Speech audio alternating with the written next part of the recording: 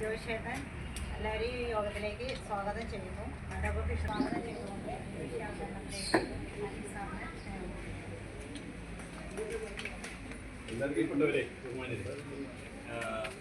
ഈ പരിപാടിക്ക് ഉദ്ഘാടകരായിട്ട് നമുക്ക് എത്തിച്ചേർന്നിട്ടുള്ള പ്രിയപ്പെട്ട പ്രസിഡന്റ് അവർകൾ, അതുപോലെ മെമ്പർ മാഡം, അടുത്ത മെമ്പർ ജോഷി,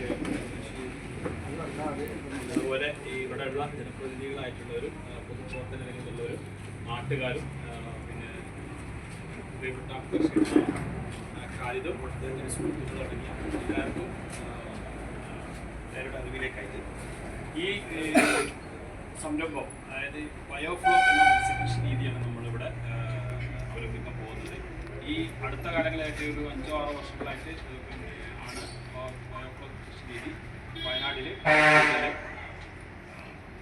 ജനകീയമായി തീർന്നിട്ടുള്ളത്.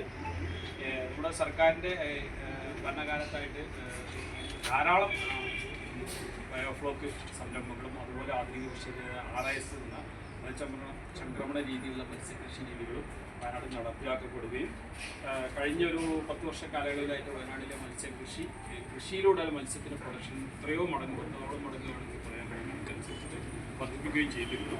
അതിനോടൊപ്പം പിന്നെ അതിൻ്റെ വിൽപ്പനയോട് ബന്ധപ്പെട്ട ചില വിഷയങ്ങളൊക്കെ ഉടലെടുത്തപ്പോൾ ഡിപ്പാർട്ട്മെൻറ്റിൻ്റെ ഭാഗത്തിൻ്റെ ഇടപെടലിലൂടെ കുറേ വാല്യൂ അഡീഷൻ, അതായത് ഫിഷിന് മൂല്യം വർദ്ധിപ്പിക്കുക, അതായത് ഫിഷിൻ്റെ വിൽപ്പനകളുള്ള മാർഗ്ഗങ്ങൾ കൂട്ടുക, ഫിഷ് നേരിട്ട് കർഷകരിൽ നിന്നും ജനങ്ങളിലേക്ക് എത്തിക്കുന്ന ഫിഷ് പ്രൊഡക്റ്റുകളാക്കിയിട്ട് ഫിഷ് ഫ്രൈയോ അത് രീതിയിൽ കട്ട്ലറ്റുകളോ അങ്ങനെയൊക്കെ രീതിയിലുള്ള വ്യത്യസ്തമായ ഇടപെടലുകൾ നമ്മുടെ സർക്കാർ സംവിധാനത്തിലൂടെ നമ്മൾ ഫിഷറീസ് വകുപ്പ് ശ്രമിച്ചുകൊണ്ടിരിക്കുകയാണ്.